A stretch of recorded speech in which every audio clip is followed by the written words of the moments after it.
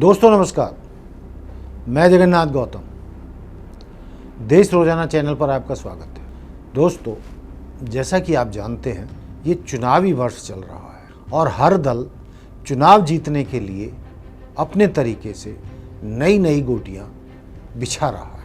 हरियाणा की राजनीति में भी कई फेरबदल हो रहे हैं, कई गोटियां इधर से उधर की जा रही हैं और हर पार्टी ज़्यादा से ज़्यादा अपने उम्मीदवारों को जिताने के लिए फैसले ले रही है कि कैसे उसके ज़्यादा से ज़्यादा विधायक जीतें और वो सत्ता के करीब पहुँचें या सत्ता पर कब्जा करें। तो इसी हरियाणा की सियासत की हम बात करें तो मैं दो चीज़ों को जोड़कर चल रहा हूँ, दो मुद्दों को जोड़कर चल रहा हूँ या दो फैसलों को जोड़कर चल रहा हूँ भाजपा के कि ओपी धनखड़ जो प्रदेश भाजपा के अध्यक्ष थे, अचानक उन्हें उनके पद से हटा दिया।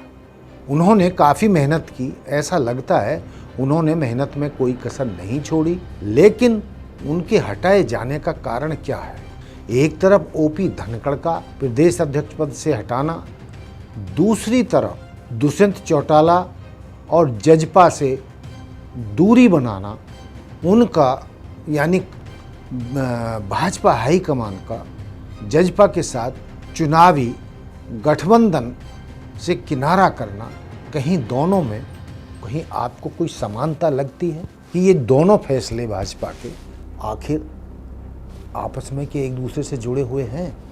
जानकारों का, राजनीति के जानकारों का तो ऐसा ही मानना है और मुझे भी ऐसा ही लगता है कि ये दोनों फैसले एक दूसरे से जुड़े हुए। कैसे जुड़े हुए हैं कि चुनाव, लोकसभा चुनाव भी सिर पर आ गए हैं, उसके बाद तुरंत हरियाणा विधानसभा के भी चुनाव होने हैं, लेकिन शायद भाजपा हाईकमान को ये लगता है कि जाट समुदाय उनका साथ नहीं दे रहा है। वो भाजपा जाट समुदाय को कई कारणों के चलते भाजपा से जोड़ने में उतनी कामयाब नहीं हुई जितनी वो चाहती थी।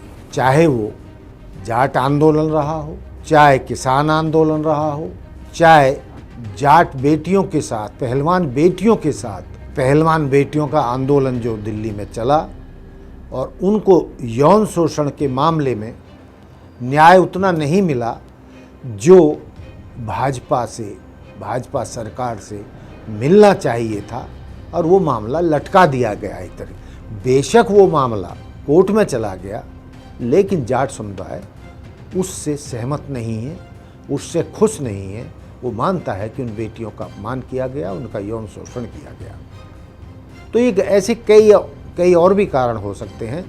तो उनके चलते भाजपा इस नतीजे पर पहुंची है कि वो कितना ही भी प्रयास कर ले, लेकिन जाट उससे चुनावों में जुड़ेगा नहीं जितनी वो अपेक्षा करती है। ये तो मुद्दा हुआ ओपी धनखड़ जी का। दूसरा मुद्दा इसी से जुड़ा हुआ इसलिए लगता है कि दुष्यंत चौटाला भी जाट समुदाय से आते हैं, उनकी पार्टी भी जाट बेस है और उनको लगता है कि आने वाले चुनावों में शायद दुष्यंत चौटाला उतने लाभदायक नहीं होंगे जितनी की वो उम्मीद कर रहे थे। इसी के चलते दुष्यंत चौटाला से दूरी बनाई जा रही है, ओम प्रकाश धनखड़ को हटाया गया है और हरियाणा के चुनाव जीतने के लिए भाजपा अपने पुराने फार्मूले पर उतर आई है। वो फार्मूला क्या है? जाट वर्सेस नॉन जाट, यानी जिस फार्मूले से उसने पिछले चुनाव जीते, उसी फार्मूले पर भाजपा लौट आई है। उसका मानना है कि इस फार्मूले से ही हम हरियाणा में सफल हो सकते हैं और वो है जाट वर्सेस नॉन जाट। और इसी फैसले के तहत उन्होंने गैर जाट ओबीसी नायब सिंह सैनी को भाजपा का प्रदेश अध्यक्ष बनाया है। दूसरे शब्दों में हम ये भी कह सकते हैं कि भाजपा बांटो और राज करो की नीति पर चल रही है। हरियाणा में जो कहा जाता है हरियाणा के समाज के बारे में कि भाई 36 बिरादरी हैं यहाँ पर और सब एक दूसरे से मिलकर चलती हैं, उसी के साथ मिलकर सारे फैसले लिए जाते हैं।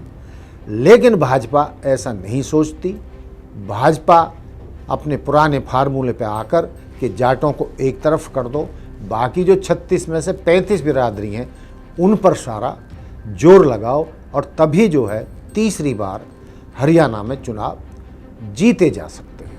अब ये तो वक्त ही बताएगा कि ये पुराना फार्मूला भाजपा को कितना रास आता है और वो इससे सफल हो पाती है या नहीं हो पाती है।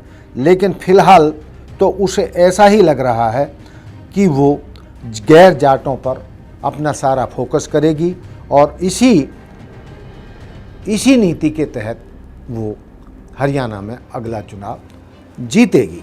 तो दोस्तों, इस मुद्दे पर और मेरा कुछ ज़्यादा कहना नहीं है कि भाजपा बस जाटों को एक तरफ करके बाकी सब में अपनी उन सब बाकी सभी जातियों को अपने साथ मिलाकर ये चुनाव जीतना चाहती है और ये समाज के भीतर हरियाणा की जनता के बीच ये मैसेज देना चाहती है कि जितने समय से मतलब यहाँ पर राज रहा है, जाटों को ही प्रमुखता मिली है, जाटों ने ही राजनीति का फ़ायदा उठाया है, उन्हीं के मुख्यमंत्री रहे हैं और गैर जाटों को ना तो नौकरियों में उतनी वरीयता मिली है, ना उनको जो राजनीति से फ़ायदे होने चाहिए वो फ़ायदे नहीं हुए हैं। और हरियाणा में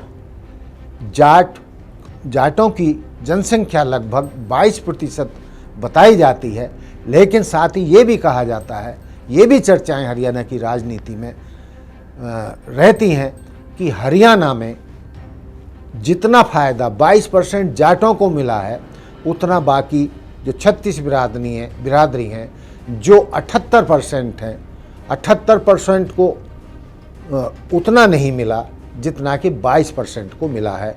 यानी 22% को राजनीति से ज़्यादा फ़ायदा मिला है, जाट समुदाय के लोगों को ज़्यादा नौकरियां मिली हैं, या जो भी जाति सत्ता में होती है वही अपनी जातीय समुदाय को फ़ायदा पहुंचाती है, उसका विकास करती है, उसको ऊपर उठाने के लिए हर क्षेत्र में काम करती है। ऐसा ही जाट मुख्यमंत्रियों ने किया है और गैर जाट जातियों का उतना ख्याल नहीं रखा है, उनके साथ उतना इंसाफ नहीं हुआ है।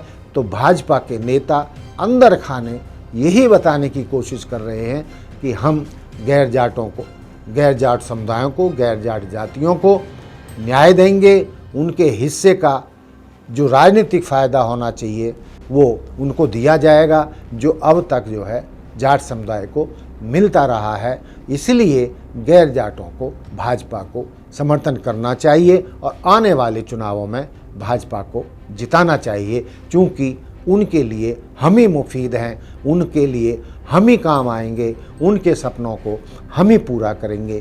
तो देखते हैं जो भाजपा अंदर खाने ये संदेश हरियाणा की जनता को देना चाहती है वो कितना सफल रहेगी, कितना असफल रहेगी, ये तो आने वाले वक्त में ही पता चलेगा। लेकिन भाजपा ने राजनीति का अपनी धोबी पाट या ये कहिए जो शक्तिशाली उसका फैसला है, अंतिम फैसला है जाट वर्सेस नॉन जाट का, चल दिया है। तो दोस्तों, आप भी देखते रहिए कि भाजपा को इस नीति पर चलकर कितना फ़ायदा मिलता है या नहीं मिलता है। इसी के साथ मैं आज की अपनी बात समाप्त करता हूँ। जय हिंद, जय भारत, जय संविधान, नमस्कार।